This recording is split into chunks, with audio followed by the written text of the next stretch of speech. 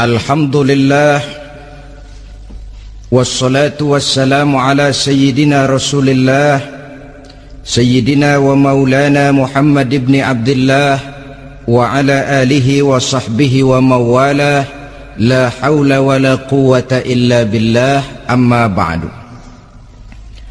Bapak-bapak, ibu-ibu, saudara-saudara kaum muslimin rahimakumullah,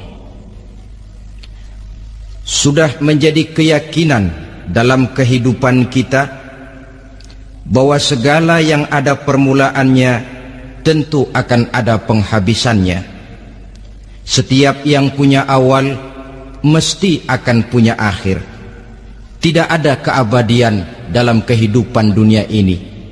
Semuanya datang dan pergi silih berganti, berubah oleh pergeseran masa dan pertukaran waktu. Demikianlah kalau kita mau merenungi kehidupan dari alam di sekitar kita, sejak dari kehidupan tumbuh-tumbuhan, binatang, sampai kepada kehidupan kita, makhluk bernama manusia.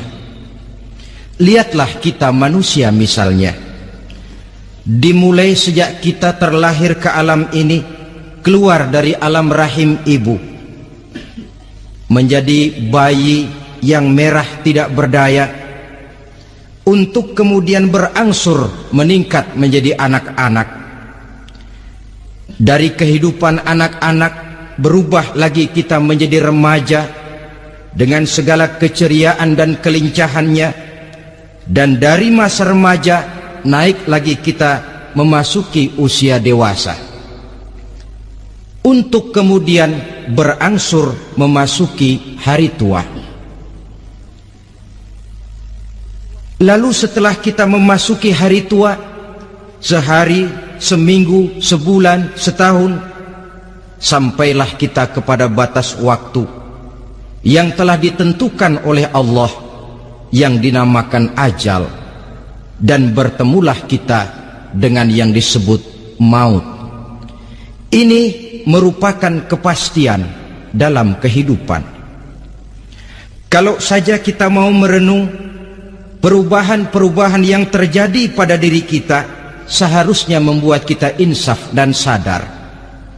Di kala remaja kita begitu lincah, punya rambut yang hitam ikal berderai, punya lesung di pipit, punya senyum yang indah menawan setiap orang yang melihat, punya kulit yang kencang dan bersih. Manakala kita memasuki hari tua, perubahan frontal pun terjadi. Kulit mulai jadi keriput, rambut yang tadinya hitam ikal berderai mulai memutih, nikmat berkurang, gigi yang tadinya utuh dan sanggup mengunyah apa saja, satu demi satu permisi meninggalkan kita. Sangat boleh jadi dikala remaja kita senyum semua orang terpikat. Dikala hari tua dengan kulit yang keriput dan gigi yang tidak ada lagi, manakala kita senyum, mungkin orang bakal lari dari sekitar kita. Kemana keindahan yang tadinya begitu menawan? Kemana senyum lesung pipit yang tadinya menarik perhatian orang? Pergi meninggalkan kita, berubah oleh pergeseran masa dan pertukaran waktu. Nah, bila maut datang menjemput kita, selesailah kehidupan sampai di situ? Ternyata belum. Kalau lahir merupakan perpindahan hidup dari alam rahim ke alam dunia, maka mati hakikatnya merupakan perpindahan hidup dari alam dunia ini ke alam kehidupan yang berikutnya, yang dinamakan dengan alam barzakh. Andai kata hidup cuma sekali, secara moral kita sanggup berkata, alangkah tidak adilnya Tuhan. Kenapa? Dalam kehidupan ini kan aneka ragam terjadi. Ada orang yang zolim, ada orang yang dizolimi, ada orang yang membunuh, ada orang yang terbunuh, ada orang yang kaya, ada orang yang miskin, ada orang yang jujur, ada orang yang menghalalkan segala cara. sehingga banyak ketidakadilan yang terlepas daripada pengadilan dunia. Lalu orang pun bilang, di dunia ini katanya banyak pengadilan tapi sulit keadilan. Di dunia ini mudah mencari pengadilan tapi sulit untuk mencari ketidakadilan. Andai kata hidup cuma sekali, tidak akan ada hidup sesudah hidup yang sekarang ini. Bagaimanakah nasib mereka yang lepas dari pengadilan dunia ini? Alangkah tidak adilnya Allah andai kata tidak ada kehidupan sesudah hidup yang sekarang. Tentulah akan terjadi di mana orang menghalalkan segala macam cara untuk mencapai tujuan. Yang penting kan saya kaya, yang penting kan saya punya jabatan dan kedudukan tinggi. Kalau perlu jilat atas, jilat atas. Kalau perlu sikut kiri kanan, sikut kiri kanan. Kalau perlu injak bawah, injak yang bawah. Ini prinsip daripada orang-orang komunis, dan pantas karena mereka tidak percaya kepada kiamat. Pantas karena mereka tidak percaya akan adanya kehidupan sesudah hidup yang sekarang ini. Maka saya menghimbau kepada seluruhnya, kita sudah kadang menyepakati negara ini berdasarkan Pancasila. Kita sudah kadang konsensus bahwa PKI dengan seluruh ajarannya tidak punya hak hidup di bumi Pancasila yang kita cintai ini. Maka salah satu ajaran PKI tujuan menghalalkan cara. Kita orang Indonesia yang berbudi pekerti luhur, yang punya nilai budaya tinggi, janganlah sampai mencaci PKI, membubarkan PKI, mengutukkan PKI, tapi dalam kehidupan sehari-hari prakteknya prinsip komunis kita pakai. Apa itu? Tujuan menghalalkan cara. Asal sudah tujuan tercapai, cara apapun saja halal. Itu pandangan hidup orang yang tidak percaya kepada adanya hari akhirat. Sebagai muslim yang yakin akhirat ada, kiamat pasti akan datang. Hidup tidak cuma sekali. Maka kalau kita zalim, kalau kita berbuat aniaya, kalau kita melakukan korupsi, kalau kita merugikan orang lain, boleh jadi kita terlepas daripada pengadilan dunia. Tapi ingatlah, kita tidak akan pernah lepas dari pengadilan Allah. Pengadilan Qadhi Rabbul Jalil, di mana kita akan diadili dengan seadil-adilnya. Dan tidak satu perbuatan yang bersifat salah, yang bagaimanapun kecilnya, yang akan lepas dari pengadilan di akhirat itu nanti. Pantas saja kalau satu hari malaikat Jibril datang menasehati Rasulullah sallallahu alaihi wasallam, yang artinya juga menasehati kita semua.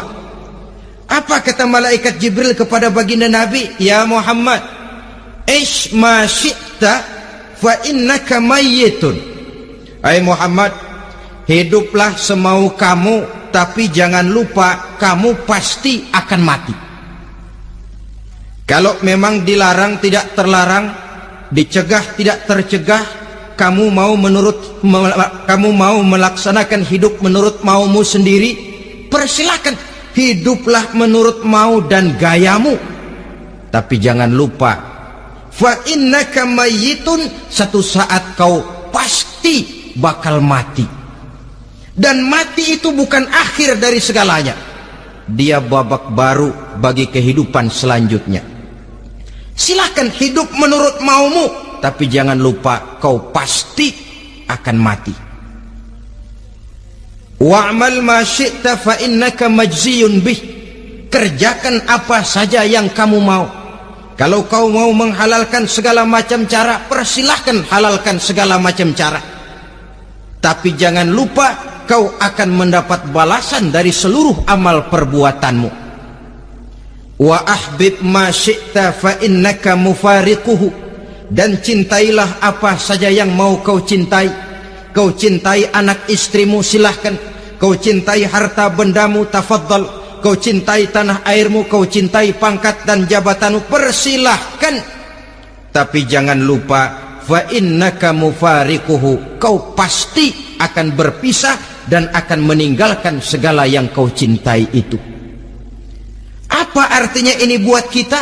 Ternyata sesudah maut datang menjemput kita, ada kehidupan sesudah hidup yang sekarang ini. Ini yang mendorong kita untuk dalam kehidupan di dunia ini tidak melakukan prinsip saenake dhewe,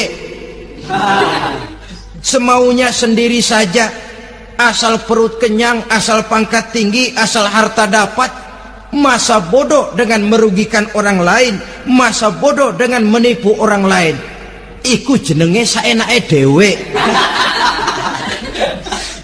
Muslim tidak diajarkan. Ingat manusia, setelah kau mati, setelah kiamat datang, kau akan dibangkitkan, kau akan dimintakan pertanggungan jawab tentang kehidupan yang sekarang ini.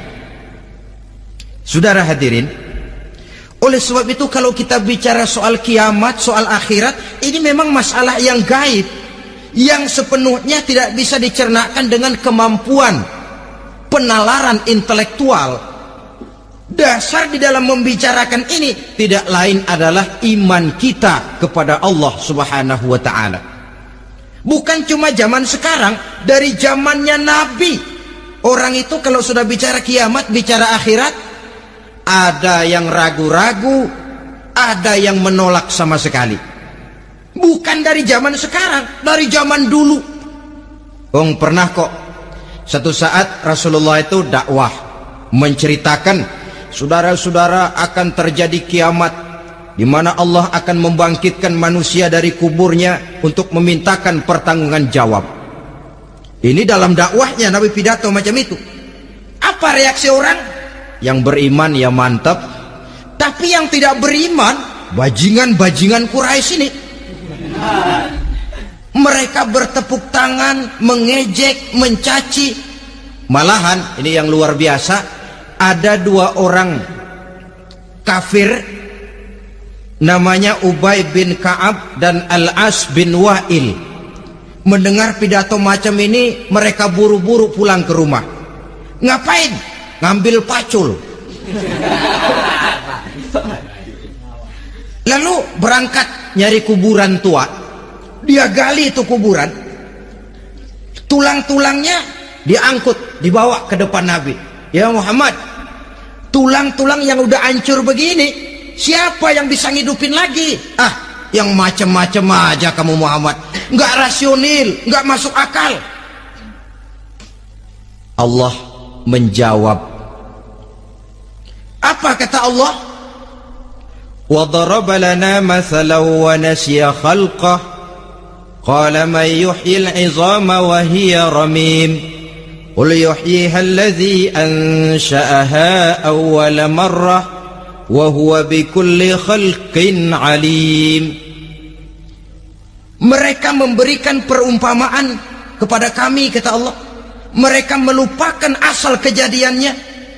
Mereka bertanya, siapa yang sanggup menghidupkan tulang belulang yang sudah hancur kayak begini? Qul yuhyiha alladhi ansha'aha awwala marrah. Katakan kepada mereka Muhammad, yang akan menghidupkannya adalah Dia yang telah menciptakannya pertama kali dulu. Kalau Dia sanggup menciptakan, Dia tentu lebih sanggup lagi untuk mengembalikan reproduksi ciptaan itu sebagaimana semula. Yang paling kasihan yang ragu-ragu. Akhirat itu ada apa enggak sih? Kiamat itu ada apa enggak sih? Lantaran ragu-ragu, terombang-ambing dia antara harapan dan putus asa, antara kenyataan dan idealisme. Ada yang buta sama sekali 100% terhadap keadaan-keadaan sesudah mati. Perhatian mereka hanya tercurah kepada kehidupan sebelum mati. Yang mereka perhatikan siang dan malam tidak lebih daripada urusan perut. Pergi pagi pulang sore, peras keringat, banting tulang. Cuma soal makan, soal minum, soal pakaian, soal kendaraan, soal rumah tangga, soal anak, soal istri. Yang mereka pentingkan hanya soal-soal politik misalnya, ekonomi, pembangunan dan industri. Untuk soal-soal kayak begitu giat betul, habis seluruh waktu untuk memikirkan meningkatkan kebudayaan, politik, sosial, ekonomi. Kadang-kadang kurang tidur, kurang istirahat, berkeliaran ke sana kemari ke tempat yang jauh-jauh, sampai kadang-kadang terkena stres, penyakit darah tinggi, ginjal, liver, untuk memikirkan hal-hal yang semata-mata karena dunia saja. Lantas boleh jadi mereka mendapatkan kekayaan yang berlimpah ruah, mendapatkan kedudukan yang tinggi, nama yang semerbak, dikenal orang di barat dan di timur, di utara dan di selatan. Tetapi alangkah kecewanya mereka jikalau datang ajal menjemput nyawa, mati mereka, meninggalkan harta yang banyak, nama yang masyhur. Mereka disebut dengan jasa-jasanya. Radio memberitakan, TV menyiarkan, koran-koran memuat. Bahkan nama mereka kadang-kadang dikenang 2-3 tahun setelah wafatnya. Tetapi dalam pada itu, roh mereka merintih, mengeluh, menderita, karena dilemparkan oleh Allah ke tempat-tempat yang kotor, penyesalan yang sudah tidak akan ada gunanya lagi. Saudara-saudara kaum muslimin rahimakumullah, oleh karena itu kehidupan akhirat bukanlah dongeng dan takhayul, bukan khurafat dan hayalan. Kehidupan akhirat, hari kiamat adalah kebenaran dan kepastian. Dalam surah Al-Hajj ayat ke-7, Allah Subhanahu wa taala menyatakan, wa anna as-sa'ata atiyatun la raiba fiha wa anna Allah yab'atsu man fil qubur, dan bahwasanya kiamat itu sesungguhnya adalah sesuatu yang pasti dan tidak ada keraguan-raguan lagi di dalamnya, dan bahwasanya Allah sungguh-sungguh akan membangkitkan manusia dari kuburnya masing-masing. Nah, kalau kita sudah yakin kiamat sesuatu yang pasti adanya, akhirat sesuatu yang pasti adanya, dari mana pembicaraan tentang kiamat ini kita mulai? Tentu dari diri kita. Marilah kita mencoba melihat proses perjalanan hidup ini sampai kita memasuki kiamat. Hadirin, tidak ada makhluk secantik manusia. Tidak percaya, pernah ke Ragunan? Nah, saudara masuk ke kebun binatang, segala macam makhluk ada di situ, ratusan macam jenis binatang. Bandingkan dengan saudara, kira-kira cakep mana?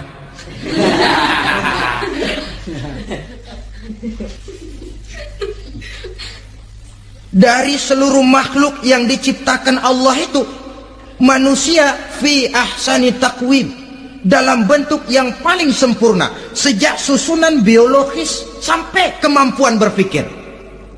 Biologis kita ya Allah, diciptakan kita begini rupa, diberikan 2 kaki untuk berjalan, 2 tangan untuk bekerja, diberikan 2 mata, dua-duanya di depan. Pernah saudara mikir kalau mata kita yang satu di depan, yang satu di belakang? Ah, rasanya nggak laku kacamata itu.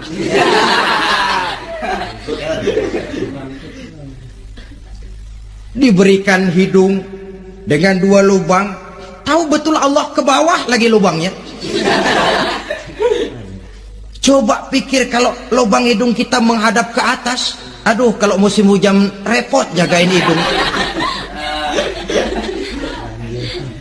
Laqad khalaqnal insana fi ahsani taqwim, sungguh telah kami ciptakan manusia dalam bentuk kejadian yang paling sempurna ketimbang makhluk-makhluk Allah lainnya.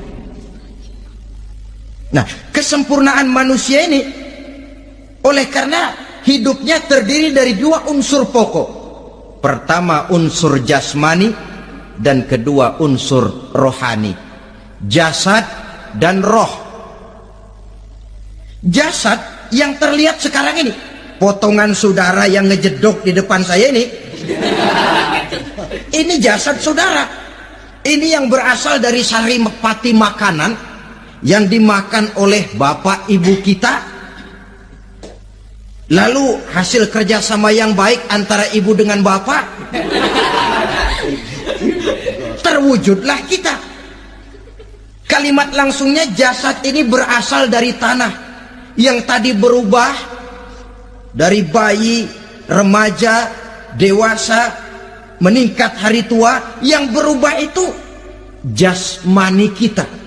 Kenapa? Karena jasmani itu materi, benda, daya tahannya terbatas. Dia berubah oleh pergeseran masa dan pertukaran waktu. Apa ada orang makin tua makin cakep? Jasmani oleh karena dia materi, dia berubah oleh pergeseran masa dan pertukaran waktu. Nah, yang menyebabkan jasmani itu bergerak karena ada roh di dalamnya. Ini yang menyebabkan kehidupan. Ini yang menjadi sumber kehidupan, pusat kesadaran dan pengertian dalam kehidupan manusia. Tanpa roh dalam diri kita, maka jasad kita, pernah lihat orang mati? Nah, itu kalau orang mati, coba perhatikan. Apanya yang kurang? Kupingnya masih ada, tapi sudah tidak sanggup mendengar.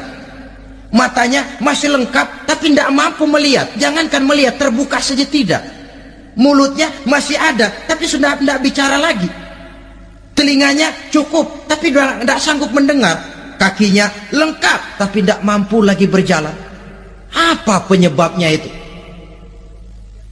Ternyata jasmani kita, jasad ini, manakala sudah ditinggalkan oleh roh, dia tidak akan bisa berdaya apa-apa. Tidak mampu berjalan, tidak pula berbuat, tidak pula bekerja apapun saja.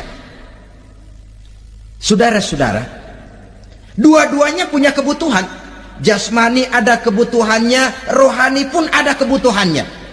Jasmani yang jelas perlu makan, perlu minum, perlu tidur, perlu pakaian, dan sebagainya. Nah, apabila saat berpisah datang, ajal sampai, berpisahlah roh dan jasad. Dan itulah yang dinamakan dengan maut. Jadi apa sih mati itu? Mati adalah berpisahnya roh dengan jasad. Sebab itu Islam sangat menganjurkan kita untuk banyak-banyak mengingat mati. Bagaimana caranya mengingat mati? Pertama, mati itu kan pasti. Kira-kira yang hadir di sini ada yang nggak mati nggak kira-kira? Semuanya bakal mati kan? Berani? Berani. Sekarang mau? Saudara, sebenarnya kalau kita merenung lebih jauh, orang itu tidak perlu takut mati. Walaupun tidak boleh terlalu berani menghadapi mati. Karena bagaimanapun takutnya kita kepada mati, toh dia pasti datang. Bagaimanapun beraninya kita mati, kalau belum ajal ya tidak mati juga. Jadi muslim itu kan harus berani menghadapi hidup dan tidak takut menghadapi mati. Mati adalah sesuatu yang pasti. Muslim dianjurkan banyak-banyak mengingat mati dalam kehidupan. Caranya bagaimana? Pertama, berziarah nengokin teman yang sakit. Ya? Suka nengokin teman yang sakit enggak? Oh, itu pahalanya kata Nabi. Menengok orang yang sedang sakit lebih afdol daripada sholat sunnah 1000 rakaat. Apa pernah saudara sembahyang sunnah sampai 1000 rakaat? Nengokin orang sakit pahalanya lebih afdol daripada itu. Kenapa menengoki orang sakit mengingatkan kita kepada mati? Iya ya, ini teman saya yang kemarin seger banget, bercanda sama saya, ketawa sama-sama, sekarang terbaring tidak berdaya, hilang kemampuannya, hilang keceriaannya, sakit. Iya kalau sembuh, kalau ajal Iya, sekarang giliran dia. Kalau jatuh ke saya. Lalu menghibur teman dengan kata-kata yang enak, yang akan mendatangkan sugesti supaya dia cepat sembuh. Jangan nengokin orang sakit, jujur. Sakit apa lu? Perut. Emang teman gua kemarin sakit begini mati. Wah, itu orang bisa jadi shock lantaran etika kita tidak akan sampai ke sana. Menjenguk orang sakit akan mengingatkan kita kepada mati. Apalagi ziarah kubur. Ada yang orang tuanya sudah meninggal? Nah, kalau ada, ya tidak bisa tiap hari, sekurang-kurangnya seminggu sekali. Jumat pagi misalnya, ziarah kita ke kubur. Sehingga kalau kita masuk kubur kan ada etikanya.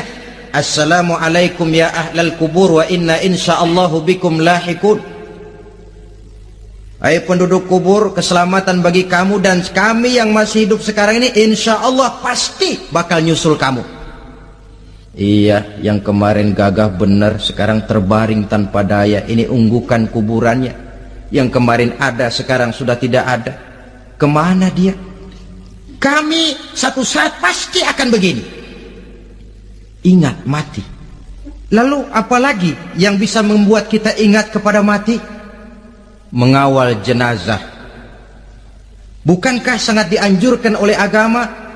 Bahkan kalau bisa sejak mengurusnya, memandikannya, mengkafankannya, menyolatkannya untuk kemudian mengantarnya ke kubur. Hari ini saya antar dia ke kubur, besok boleh jadi saya yang diantar orang. Hari ini saya solatkan dia, besok boleh jadi saya yang disolatkan orang. Hari ini saya masukkan dia ke liang lahat, besok mungkin giliran saya dimasukkan orang ke liang lahat. Ingat mati, tumbuh kesadaran. Lalu daya positifnya dalam kehidupan apa? Nah, saudara-saudara hadirin, orang yang mengingat mati bukan lantas menjadi lemah dalam kehidupan, menjadi putus asa, sedikit semangat, terbentur kesulitan, mudah frustasi. Bukan itu tujuannya kita diperintah mengingat mati. Jelasnya Islam menganjurkan kita untuk mengingat mati guna maksud-maksud yang positif, supaya orang lalu sadar hidup ini cuma sebentar. Maka mumpung hidup, nah ini mumpung, tapi mumpung yang baik. Mumpung hidup, maka hidup yang singkat ini harus saya pergunakan dengan sebaik-baiknya, melakukan kebajikan yang sebanyak-banyaknya, menjauhkan rasa malas, menunggu keajaiban yang datang dari langit, berleha-leha, bermain-main, sementara maut kalau dia datang tidak pernah main-main. Pantas kalau seorang penyair bernama Syauqi memesankan, tazawwad bittaqwa fa innaka la tadri idza hanna al-lailu hal ta'ishu ila al-fajri kam min sahihin mata min ghairi illatin wa kam min alilin 'asha hinan min ad-dahri. Persiapkan dirimu dengan takwa, sebab kamu tidak tahu apabila malam datang kamu masih bisa hidup apa enggak besok pagi. Apa ada jaminan saudara yang kumpul di depan saya malam ini besok masih bisa hidup? Tidak. Ada jaminan? Tidak. Tidak ada sama sekali. Kam min sahihin mata min ghairi illatin. Berapa banyak orang sehat mati nggak pakai sakit lagi. Sebabnya kadang-kadang ringan saja. Ada yang cuma jatuh di kamar mandi mati. Ada yang cuma ketiban pensil. Iya, kalau ketiban pensil 3 peti masa nggak mati.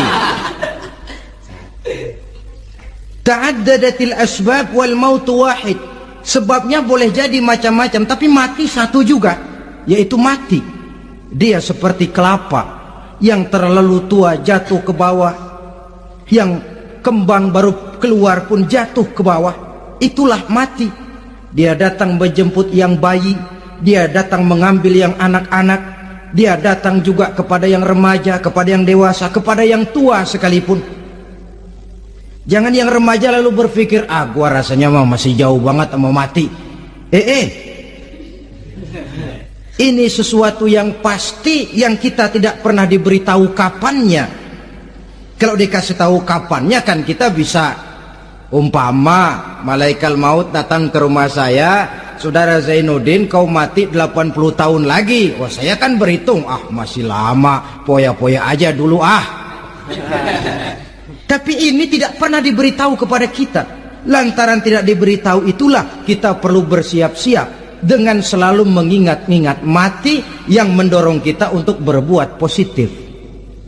Satu contoh peringatan mati yang mendatangkan positif pada peristiwa ketika turun perintah hijrah. Ketika di Mekah sudah terpepet turun perintah hijrah. Ini sahabat yang berangkat hijrah, jangan dikira semua bulat hati. Ada yang mikir, kalau saya hijrah berangkat dari Mekah ke Madinah, nanti di tengah jalan dicegat oleh kafir Quraisy lalu dibunuh, mati saya. Takut mati. Allah peringatkan, kullu nafsin za'iqatul maut. Kamu disuruh hijrah saja takut mati, padahal kamu tahu semua yang hidup bakalan mati. Diam saja di Mekah mati, hijrah ke Madinah pun akan mati. Mendengar ayat ini, Sayyidina Umar bin Khattab seperti dibakar semangatnya. Kalau sebagian sahabat hijrah sembunyi-sembunyi, beliau mau hijrah itu malah bajingan Quraisy dikumpulkan dekat Ka'bah.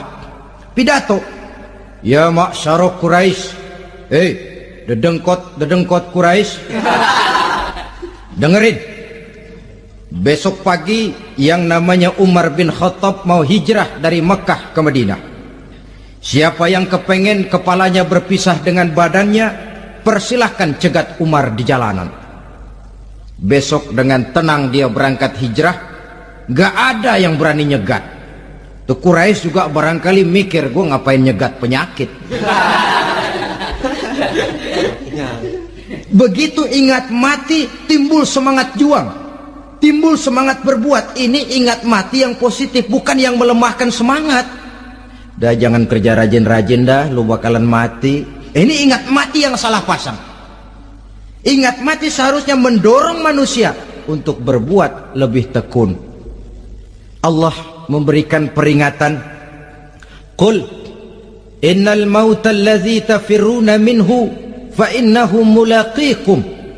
Katakan, maut yang kamu akan melarikan diri daripadanya, yang kamu takuti benar dia pasti akan datang menjemput kamu.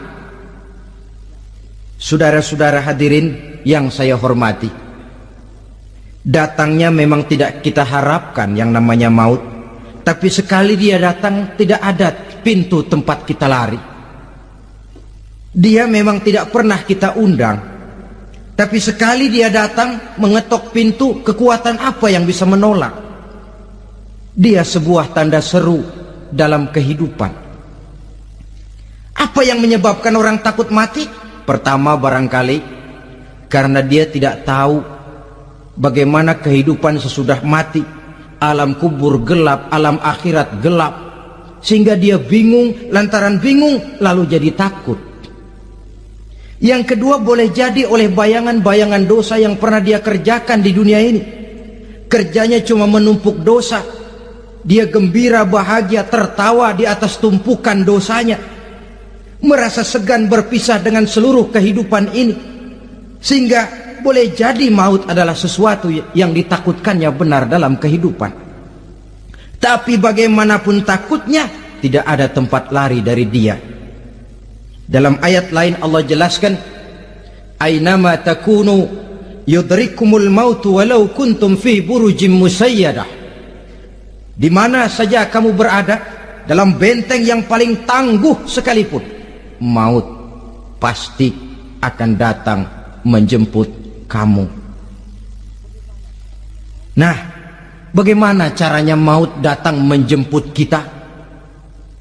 Bila datang dia, sang malaikat pencabut nyawa, malaikat Israel namanya, hendak mengambil ruh kita. dalam suasana macam begitu, di akhir kehidupan dunia, dalam berhadapan dengan sakaratul maut, terbagilah manusia dalam dua bagian besar. Pertama, yang menghadapi sakaratul maut itu dengan husnul khatimah, baik di akhirnya, sehingga pada saat ruhnya berpisah dengan jasadnya, kelihatan dia seperti senyum, mukanya cerah. Bahkan sebelum itu boleh jadi dia sempat meninggalkan pesan-pesan yang baik. Ada yang sempat azan, ada yang sempat baca Quran. Pernah kan nemui orang yang mau mati seperti itu? Yang sempat azan, yang sempat baca Quran, yang sempat meninggalkan wasiat-wasiat yang baik. Sebab apa? Malaikat maut datang menjemput mereka juga dengan baik-baik, dicabut ruhnya perlahan-lahan, tapi sungguh pun perlahan-lahan. Pedihnya, sakitnya tetap tiada tara.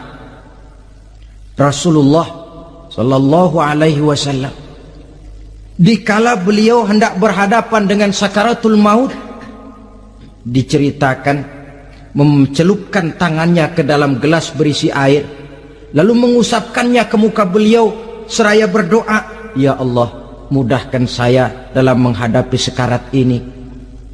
Beliau juga yang mengatakan bahwa sakitnya sakaratul maut sama dengan 300 kali bacokan pedang.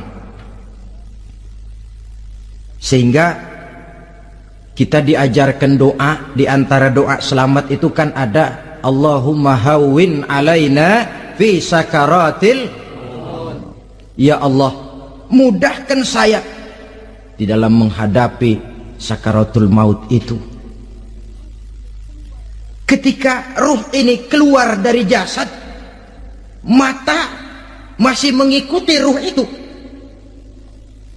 Sehingga kadang-kadang ada yang matanya terbelalak dan tidak sempat ditutup, terbuka terus, mengikuti ruh itu keluar dari jasadnya. Adapun golongan kedua, manusia yang ketika berhadapan dengan sakaratul maut mendapatkan su'ul khatimah, jelek di penghabisannya. Sekaratnya sudah setengah mati, lalu jelek juga di akhirnya, mati dalam keadaan yang tidak baik, tidak terpuji.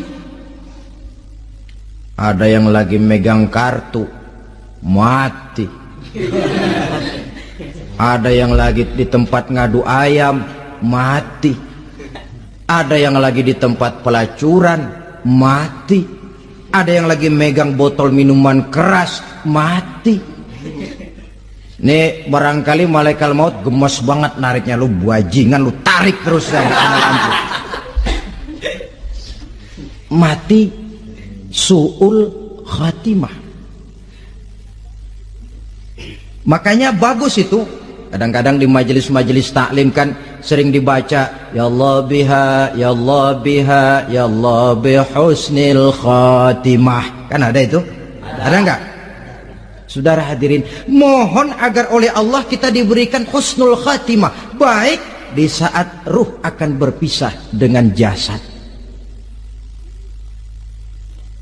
Ini sesuatu yang pasti. Sang malaikat maut datang menjemput nyawa. Setelah ruh berpisah dari badan, maka tinggallah sang badan, ditangisi oleh semua yang kita tinggalkan. Sehingga kepada putrinya Fatimah, ketika malaikat maut datang hendak menjemput baginda Nabi, beliau berkata kepada anaknya, Fatimah, kamu tahu siapa yang datang? Saya tidak tahu, Bapak. Yang datang hadimul lazat, itu dia yang menghancurkan seluruh kesenangan dunia, wa qati'us syahwat, yang memisahkan kita dengan seluruh yang kita cintai. Dia malaikat maut, Pak. Manakala jasad sudah ditinggalkan oleh ruh, itulah yang dikerubungi orang. Anak menangis, istri menangis, orang tua bersedih, teman-teman merasa kehilangan, menangisi jasad. Diuruslah jasad kita, dimandikan sebagaimana mestinya, dikafankan dengan kain putih 3 lembar, itu yang hendak kita bawa kembali ke tempat asal kita. Pakaian sutra, jas yang mereknya Switzerland wool, kain yang Samarinda, sepatu yang Belly atau Beltoni, jam tangan yang Rolex, kendaraan yang serba mewah, tidak ada yang menyertai kita. Kain putih 3 lembar itu saja lagi. Demi setelah dikafankan, dibujurkan kita menghadap ke arah kiblat, orang banyak pun datang menyolatkan kita dengan 4 takbir, diiringi dengan doa. Lalu upacara pelepasan, berangkat kita meninggalkan anak, istri, suami, kampung halaman, tanah air, bahkan alam dunia ini. Selamat tinggal alam dan seluruh isinya. Tinggallah yang tinggal. Saya akan kembali ke tempat asal dari mana saya datang, untuk kembali mempertanggungjawabkan seluruh perbuatan saya dalam kehidupan ini. Manakala upacara pelepasan selesailah sudah, dimasukkan kita ke keranda jenazah, digotong orang, bismillah wa ala millati rasulillah, dibawa ke tempat peristirahatan terakhir katanya. Padahal dulu kalau mau kita istirahat, ke villa lah kita, ke Bali lah kita, ke Hong Kong lah kita, ke tempat-tempat tamasya yang indah. Oh, rupanya akan sampai juga perjalanan menuju tempat peristirahatan terakhir, yang luasnya tidak akan lebih dari 2 kali 1 meter. Diusung orang kita, diantarkan orang banyak. Manakala sampai ke atas liang lahat, pengusung jenazah dibuka, diturunkan kita ke liang lahat, dibaringkan. Gumpalan tanah akan jadi bantal kita, muka dibuka, dihadapkan ke arah kiblat. Setelah itu ditutup liang lahat kita dengan kayu. Masih belum kurang, diuruk dengan tanah. Yang menguruk orang-orang yang tadinya mencintai kita, menyayangi kita. Tapi ketika jasad sudah ditinggalkan ruh, habis rupanya cintanya. Coba jasad kalau sudah ditinggalkan ruh, 3 hari aja di rumah, serem. Ya mayit, siapa yang betah nemenin mayit?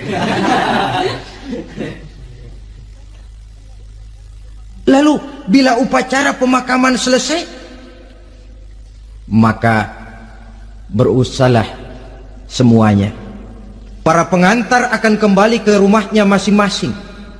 Maka masuk kita ke alam kehidupan, yaitu yang disebut alam barzakh atau alam kubur. Apa selesai hidup sampai di situ? Tidak. Hanya beberapa langkah setelah yang mengantar kita pulang. Diriwayatkan dalam hadis Bukhari dan Muslim, bila seseorang sudah diletakkan di kuburnya, lalu yang mengantar kembali pulang, maka roh si mayit akan dapat mendengar bunyi terompah orang yang pulang itu. Bunyi terompahnya terdengar.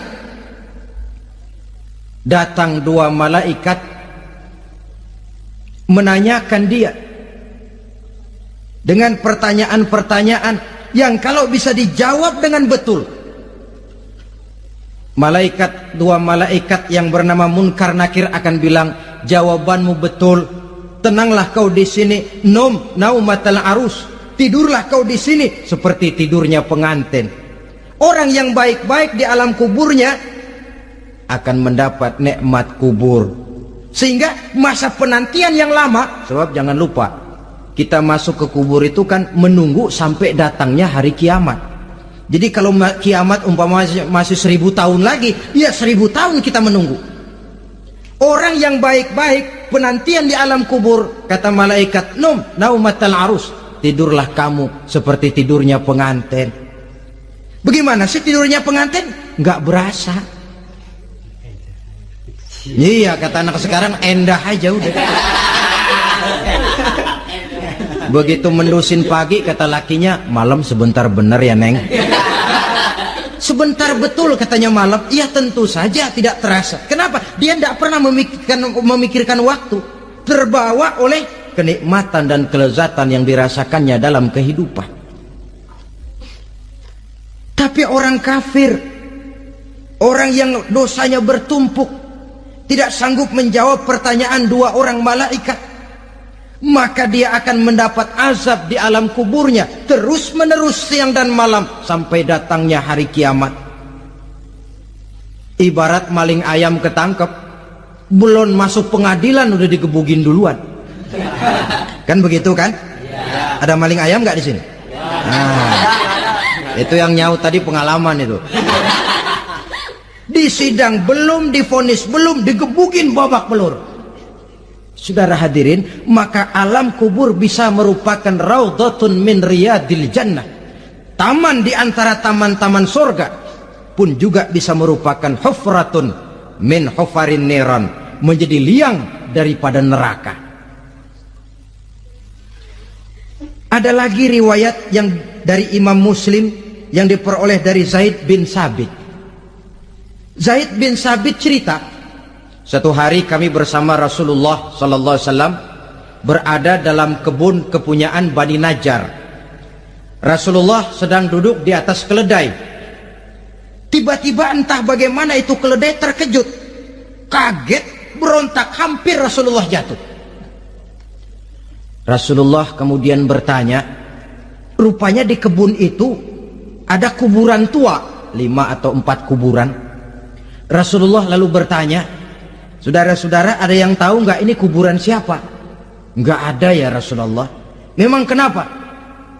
Ini penghuni kuburnya lagi disiksa oleh Allah.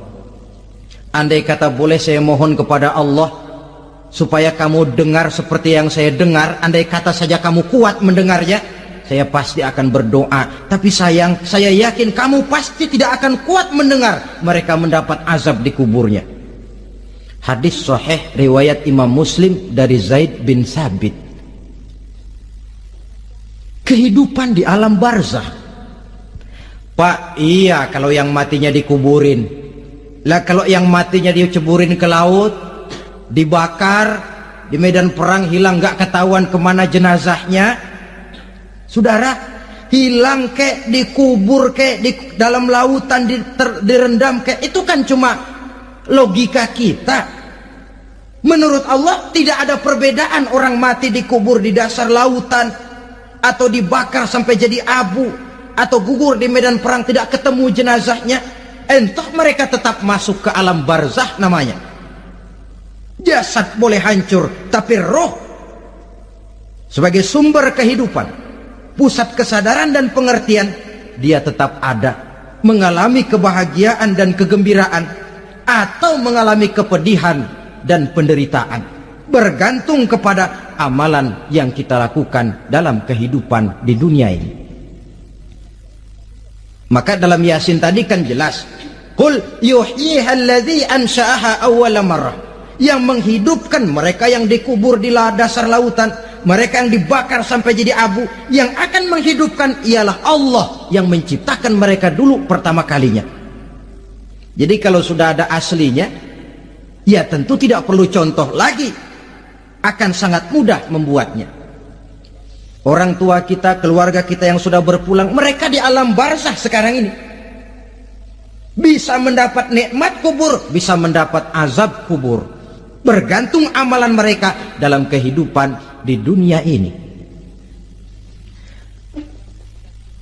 Dalam Musnad Imam Ahmad dan Sahih Abi Hatim malah ada tambahan riwayat, orang yang banyak kebajikannya di dunia, amalannya akan datang menemani dia. Sholatnya dekat kepalanya, puasa sebelah kanan, zakat sebelah kiri, menghibur dia. Malahan dikatakan berbentuk orang yang cantik menemani dia di alam kuburnya. Aneh, dia tanya, man anta lam ara fid dunya ajmal minka, siapa kamu? Di dunia ini belum pernah saya melihat orang secantik kamu. Dia jawab, ana amaluka soleh, saya adalah amalmu yang soleh yang kau kerjakan waktu di dunia. Saya sekarang diperintahkan untuk menemani kamu di sini. Alhamdulillah.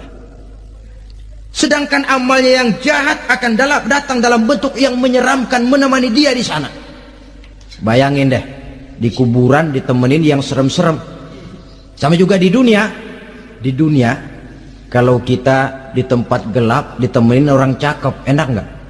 Wah, pengalaman. Tapi coba bayangin, sudah tempatnya gelap, yang nemenin jelek nggak ketulungan, gerah kita.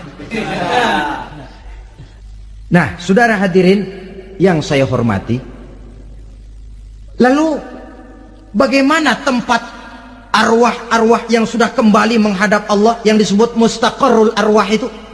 Macam-macam tingkatannya sesuai dengan profesi dan amalannya waktu di dunia.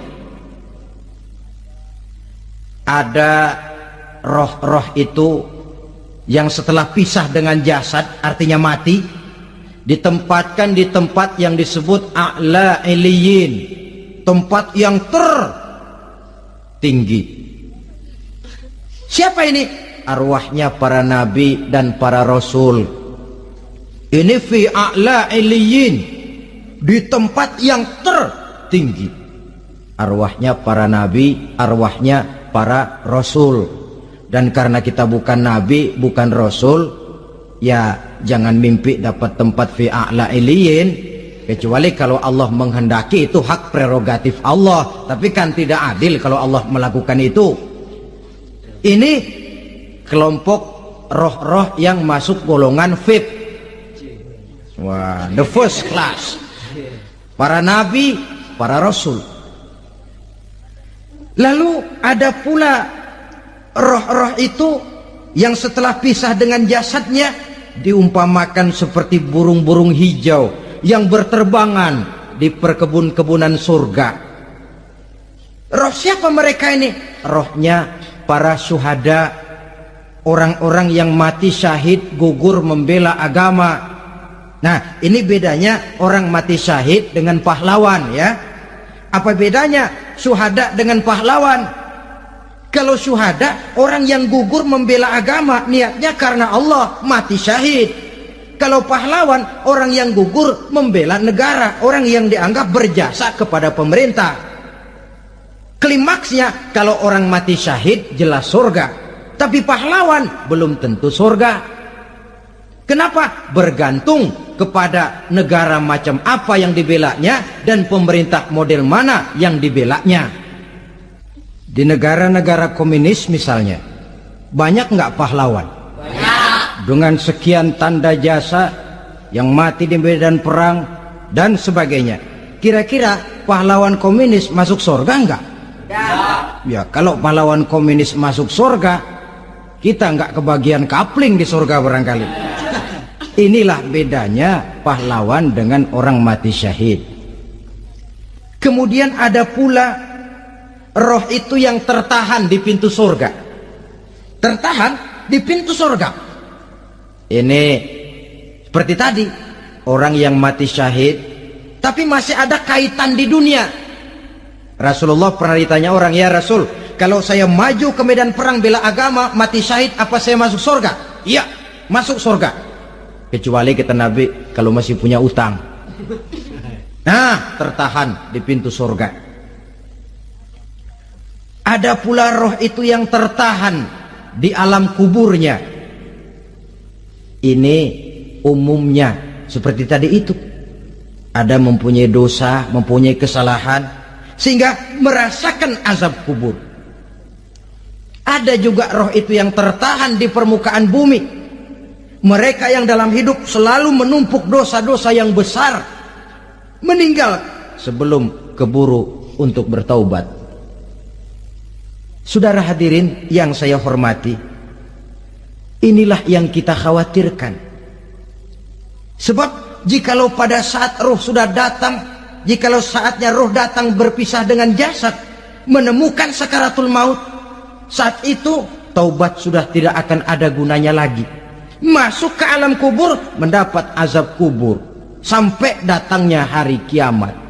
Berapa lama di alam kubur ini? Menunggulah kita sampai datang saatnya kiamat. Nah, saudara-saudara, Apa tanda-tanda hari kiamat? Kapan dia akan datang? Bagaimana hal ihwal manusia pada saat terjadi kiamat?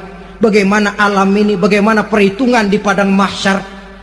Insya Allah akan saya ungkapkan pada bagian kedua dari ceramah ini. Insya Allah kita akan lanjutkan pembicaraan ini sampai kepada terminal paling akhir, surga dan neraka. Inilah saja pertemuan kita pada kesempatan kali ini. Terima kasih banyak atas segala perhatian. Mohon maaf atas segala kekurangan. Wabillahi taufiq wal hidayah. Wassalamualaikum warahmatullahi wabarakatuh. Waalaikumsalam warahmatullahi wabarakatuh.